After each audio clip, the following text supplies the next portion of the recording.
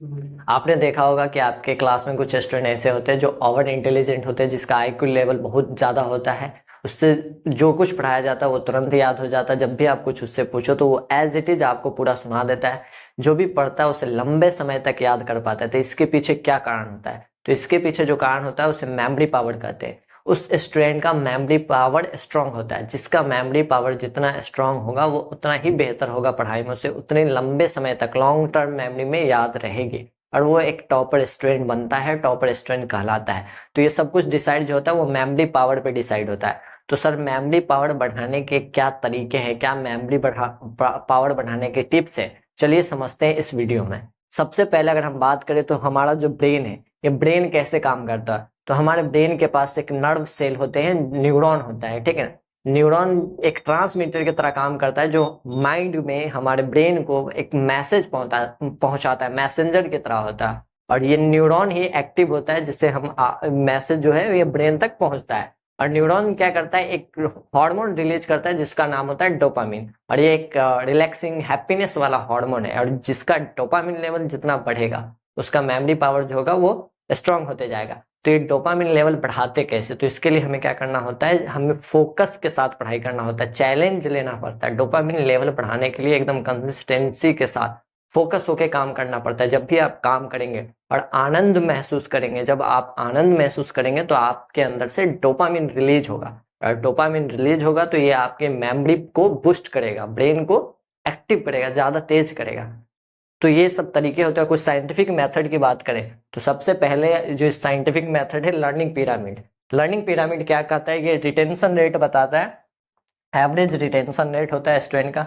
जब भी हम किसी चीज को पढ़ते हैं और उस लेक्चर अटेंड करते हो तो लेक्चर से ही 100% समझ नहीं आता। यहीं पे स्टूडेंट का सबसे ज्यादा मिसकंसेप्शन होता है कि लेक्चर कर लिए बस गेम ओवर। लेक्चर करने पे आपको कुछ भी नहीं आता, कुछ भी रिटेन नहीं होता जब तक आप लेक्चर करेंगे। लेक्चर के बाद आप क्या अगर रीडिंग करते हैं तो रीडिंग से आपको 10% रिटेन होती है बातें। जो भी कंसेप्ट है वो 10% रिटेन होगी जब हम रीडिंग करेंगे।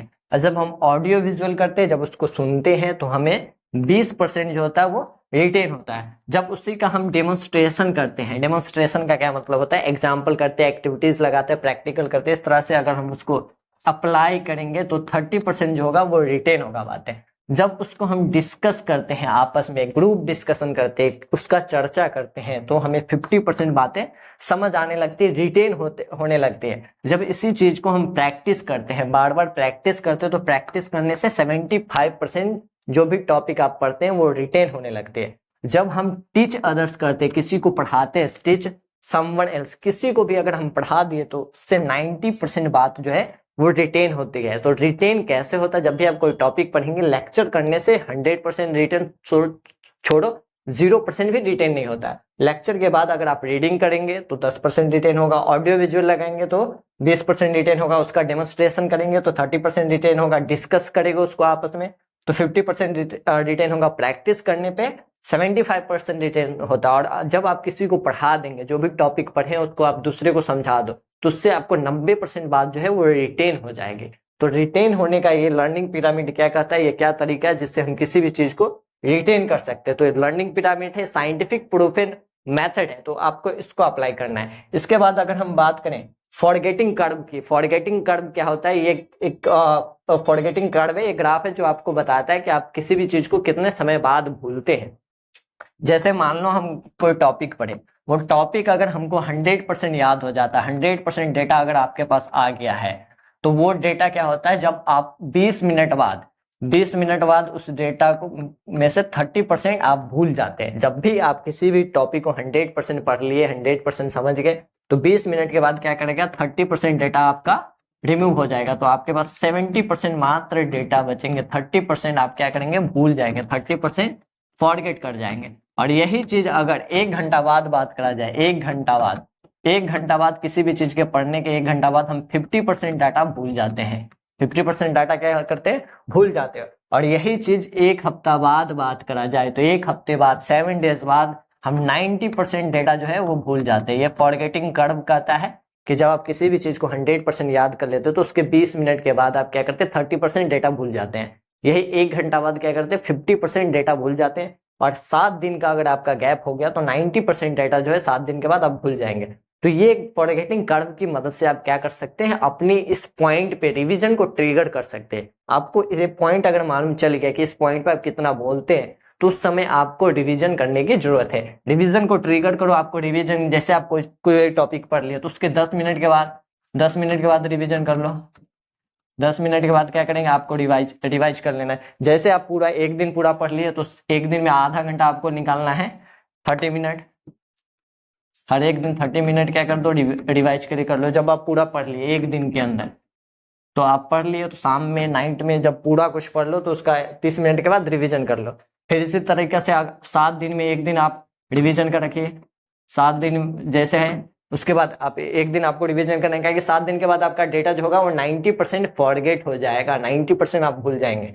इसके बाद आप क्या करो, मंथ में, हर एक मंथ में एक दिन ऐसा रखिए जिस दिन आप कंप्लीट रिवीजन करो। क्या करो, कंप्लीट रिवीजन करने की आपको जरूरत है। तो ये फॉरगेटिंग कर्व से हमें पता चलता है कि हम किस समय कितना बोलते हैं और किस समय रिवीजन करने की जरूरत है। ठीक है, इसके बाद अगर हम मेमोरी टिप्स का बात करें कि कैसे बढ़ाएंगे, तो सबसे पहले समझते हैं कि शॉर्ट टर्म मेमोरी और लॉन्ग टर्म मेमोरी क्या होता है। जब हम किसी भी चीज को याद करते हैं, समझ जाते हैं, तो हमारे शॉर्ट टर्म मेमोरी में तो आ जाता है, सबकॉन्शियस माइंड में आ जाता है। लेकिन यही लॉन्ग टर्म मेमोरी में जाने का क्या प्रोसेस होता है। जब आपके लॉन्ग टर्म मेमोरी में आ जाएगा तो आपका मेमोरी पावर इंक्रीज कर जाएगा और आपको ज्यादा से ज्यादा रिटेन होने लगेगा। शॉर्ट टर्म मेमोरी में तो तुरंत आ जाता है, जैसे आप कुछ पढ़ेंगे शॉर्ट टर्म मेमोरी में आ जाएगा, सबकॉन्शियस माइंड क्या करता है, शॉर्ट टर्म मेमोरी में भेज देता है। लेकिन लॉन्ग टर्म मेमोरी में जाने का क्या प्रोसेस है, तो उसके लिए आपको सबसे पहले क्या करना, स्लीप पे ध्यान देने की जरूरत है। शॉर्ट टर्म मेमोरी से अगर आप चाहते हैं कि आपके लॉन्ग टर्म मेमोरी में कोई बात जाए, रिटेन हो, लॉन्ग टर्म मेमोरी तक पहुंचे, तो उसके लिए आपको स्लीप बढ़िया लेने की जरूरत है।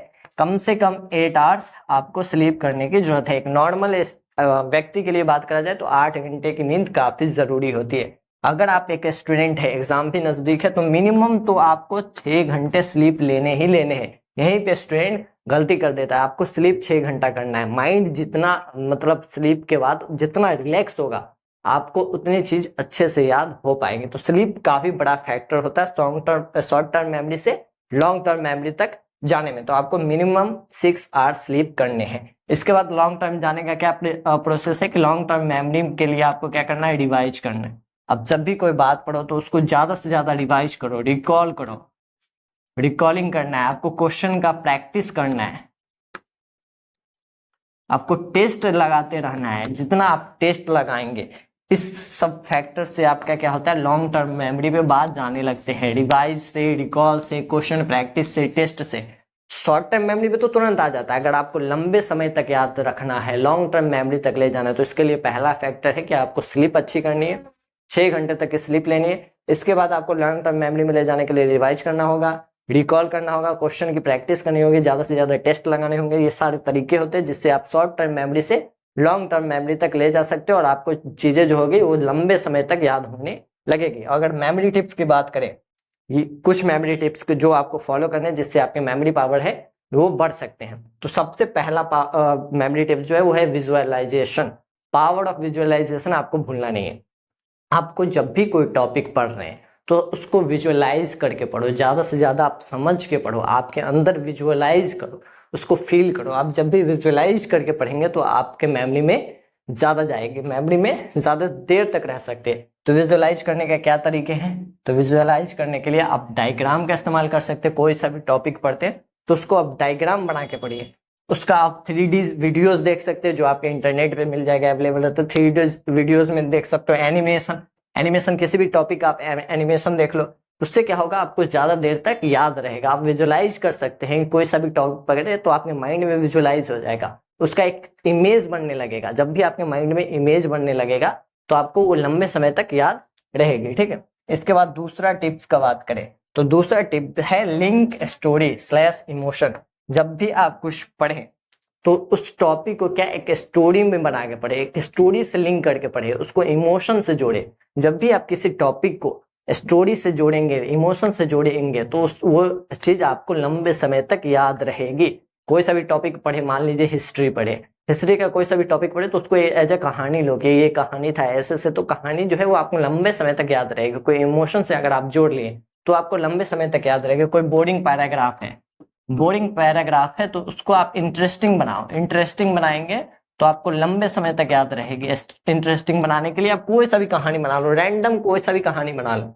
कहानी जब भी आप बनाएंगे तो वो इंटरेस्टिंग बन जाएंगे, और इंटरेस्टिंग बन जाएंगे तो आपके माइंड में ज्यादा देर तक, ज्यादा दिनों तक, लंबे समय तक रह पाएगी, रह सकती है। तो मेमोरी पावर बढ़ाने के लिए हमें क्या करना है, स्टोरी सेलिंग करना। जब भी आप कुछ पढ़ो उसको स्टोरी सेलिंग करके पढ़ो, इंटरेस्टिंग बना के पढ़ो, ठीक है। इसके बाद थर्ड टिप्स जो है वो है ब्रेकडाउन मेथड। इसको चंकिंग मेथड भी कहते हैं। आप अक्सर देखे होंगे जब भी कोई नंबर लिखा रहता है तो इस तरह का से ब्रेकडाउन मेथड में लिखा जाता है, ब्रेकडाउन करके लिखा जाता है। जो कोई सा भी कॉन्टेक्ट लिखा रहता है तो इस फॉर्म में आपको लिखा रहेगा, ऐसे ऐसे करके ब्रेकडाउन। ये जो 10 डिजिट आपको दिख रहे हैं ये 10 एक साथ नहीं लिखा रहता है, इसको हम ब्रेक डाउन करते हैं। ये पहला हो गया, ये दूसरा हो गया और ये तीसरा हो गया, 3 स्टेप हो गया। 3 स्टेप में क्या करें, ब्रेक डाउन कर दे। तो आपको कोई सा भी चैप्टर पढ़ना है उसको आप क्या करो, ब्रेक डाउन करके पढ़ो, उसको तोड़ के पढ़ो, पार्ट्स में डिवाइड करके पढ़ो। आप जितना ब्रेक डाउन करेंगे उतना आपके लिए इजी हो जाएगा और मेमोरी में जाएगा और आपका मेमोरी पावर जो है वो बढ़ जाएगा। तो आप कोई सा भी चैप्टर पढ़िए, कोई सा भी, जैसे एक महीने में आप एक किताब को पढ़ लेंगे, ये तरीका गलत है। आप कोई सा भी टॉपिक पढ़ रहे हैं, कोई सा भी चैप्टर पढ़ रहे हैं, उसके आप सब टॉपिक निकालिए, उसको डिवाइड करो, उसको ब्रेक डाउन करो 4 पार्ट्स में, 5 पार्ट्स में, 6 पार्ट्स में, और स्टेप बाय स्टेप उसको करना है। ये तरीका है, इसको चंकिंग मेथड कहते हैं। इससे आपका मेमोरी पावर इंक्रीज होता है। इसके बाद चौथा टिप्स का बोले जो काफी इंपॉर्टेंट टिप्स है, लर्न एज अ टीचर। आपको लर्निंग पिरामिड में क्या बताता है, जब आप किसी भी चीज को एज अ टीचर पढ़ाते हैं, एज अ टीचर समझते हैं, किसी को पढ़ा देते हैं, तो उससे आपको 90% डेटा जो है वो रिटेन हो जाती है। तो आप जब भी कुछ चीज पढ़ो तो उसके लिए उसको एज अ टीचर पढ़ो, एज अ टीचर समझो और उस चीज को किसी को पढ़ा दो।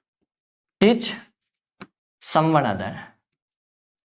आपको क्या करना, जो कुछ आप पढ़ लिए, समझ लिए, आपको आ गया, तो उसको दूसरे को समझाओ। दूसरे को अगर आप समझाएंगे तो आपको वो चीज 90% रिटेन हो जाएगी। आप दूसरे के टीचर बन जाओ। कोई अगर नहीं है तो आप खुद के टीचर बन जाओ, मिरर के सामने जाके खुद को ही पढ़ाओ। लेकिन एक टीचर कैसे पढ़ाता है उसके हिसाब से अगर आप खुद को ही पढ़ाओगे तो आपको वो चीज 90% रिटेन होगी। तो या आप किसी दूसरे के टीचर बन सकते हैं या खुद के टीचर बन जाओ, लेकिन टीचर बन के आपको पढ़ना है। समझ आई बात। इसके बाद अगर लास्ट टिप्स की बात करें जो काफी इंपॉर्टेंट टिप है, वो है रिवीजन टेक्निक। हमें रिवीजन टेक्निक में बदलाव लानी है। रिवीजन से जितना आप रिवीजन करेंगे मेमोरी उतना स्ट्रांग होते जाएगा। तो रिवीजन में क्या बात आपको समझना है, सबसे पहले आप रिवीजन जो करेंगे उसमें माइंड मैप्स का इस्तेमाल करेंगे।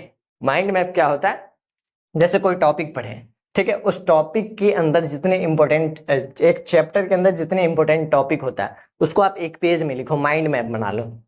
जो चैप्टर है वो चैप्टर लिखो और उसको ऐड वो लगा के यहाँ पे जो इंपॉर्टेंट टॉपिक होगा, जो भी इंपॉर्टेंट टॉपिक होगा, एक ये टॉपिक हो गया, ये एक ये पॉइंट हो गया, ये एक पॉइंट यहाँ हो गया, एक पॉइंट यहाँ हो गया, जितने चैप्टर के इंपॉर्टेंट पॉइंट है उसको एक पेज में लिखो और एक तरीके से माइंड मैप बना लो। वो पूरे चैप्टर का समरी हो जाएगा, पूरे चैप्टर का सारांश हो जाएगा, एक पेज के अंदर है, एक मैप की तरह माइंड मैप बन जाता है। चैप्टर हो गया यहाँ और उसके जितने भी इंपॉर्टेंट टॉपिक है वो एक माइंड मैप का फॉर्म ले लेगा, ठीक है। तो आपको माइंड मैप के हिसाब से पढ़ाई करनी है। दूसरा अगर बात करें तो जितने कीवर्ड्स है उस कीवर्ड्स को ज्यादा से ज्यादा लिखो, कीवर्ड्स पे आप ध्यान दो। तो कीवर्ड्स का इस्तेमाल कर सकते हैं। निमोनिक्स काफी इंपॉर्टेंट है, आप रिविजन जो करो उसमें निमोनिक्स का हेल्प लो। निमोनिक्स बोलते हैं किसी भी चीज के लिए आप एक ट्रिक बना लो, फनी ट्रिक बना लो, मजेदार तरीके से ऐसा कुछ बना लो, अपनी लैंग्वेज में बना लो जिससे आप उस बात को ज्यादा आसानी से याद रख सकते हो। रिवीजन के टाइम आप निमोनिक्स का इस्तेमाल कर सकते हैं। सबसे इंपॉर्टेंट बात जो है वो है एक्टिव रिकॉल। जब भी आपको रिवीजन करना है उसमें एक्टिव रिकॉल का इस्तेमाल करना है। रिकॉल करना काफी जरूरी होता है। जब भी आप कोई चैप्टर पढ़ें तो पढ़ने के बाद आप हर एक दिन क्या करना है, एक्टिव रिकॉल करना है। एक्टिव रिकॉल क्या करता है, जो कुछ आप पढ़ लिए उसको आपको माइंड में रिकॉल करना है। रिकॉल में आपको ध्यान रखना है, देखना नहीं होता है। आप रिकॉल में कॉपी, बुक के नोट्स इसका सहारा नहीं ले सकते हैं। जो कुछ आप याद करें उसको माइंड में रिकॉल करना है, उसको माइंड में दोहराना है कि हाँ ये पढ़ लिए, ये टॉपिक पढ़ लिए, ये टॉपिक पढ़ लिए। जो टॉपिक आप भूल गए उसको क्या करना, उसके लिए आप कॉपी देखो, नोट बना लो, उसको फिर याद करो, फिर उसको रिकॉल करो। ये एक्टिव रिकॉल मेथड कहलाता है और इसको आपको डेली बेसिस में करना है। तो रिवीजन में आप एक्टिव रिकॉल का इस्तेमाल कर सकते हैं और स्पेस्ड रिपीटिशन का इस्तेमाल कर सकते हैं। स्पेस्ड रिपीटिशन क्या करता है, ये रिवीजन करने का एक तरीका बताता है, एक मेथड बताता है। इससे आपको इस तरीके से रिवीजन करने की जरूरत है। स्पेस्ड रिपीटेशन क्या कहता है, जब भी आप किसी चीज को पढ़ लिए तो उसके 2 दिन बाद आपको रिवीजन करना है। ये आपको डेज बता देता है, जो भी कुछ आप पढ़ लियो तो 2 दिन बाद उसको रिवाइज करो, उसके बाद तीसरे दिन रिवाइज करो, तीसरे दिन के बाद आपको गैप लेकर 5वें दिन रिवाइज करना है, इसके बाद 7वें दिन रिवाइज करना है, इसके बाद 14 नंबर पे ये 14वां दिन जो होगा उसमें रिवाइज करना है, उसके बाद 21वां दिन में रिवाइज करना है। इस तरीका से आपको रिपीट करते जाना है। ये स्पेस रिपीटेशन करता है कि आपको रिवीजन ये किस वे में करना है। सेकंड जो कुछ पढ़ लिया उसको सेकंड डे रिवाइज करो, उसके बाद थर्ड डे रिवाइज करो, उसके बाद 5th डे रिवाइज करो, उसके बाद 7th डे रिवाइज करो, 14th डे रिवाइज करो और 21st को आप रिवाइज करो। तो ये स्पेस रिपीटेशन मेथड करता है। तो ये कुछ रिवीजन के टेक्निक है जो आप रिवीजन करते समय इस्तेमाल करेंगे तो आपका मेमोरी पावर जो है वो इंक्रीज हो जाएगा, ब्रेन बूस्ट हो जाएगी और आपके शॉर्ट टर्म मेमोरी से बातें लॉन्ग टर्म मेमोरी तक पहुंचने लगेगी, ज्यादा देर तक रिटेन हो सकती है। वीडियो काफी हेल्पफुल और इन्फॉर्मेटिव है तो इसको आप शेयर करें। इस तरह के और भी वीडियोज के लिए चैनल को सब्सक्राइब कर ले। मिलते हैं इसी तरह के और भी वीडियोज में, तब तक के लिए stay connected, stay updated with topper system. Thank you.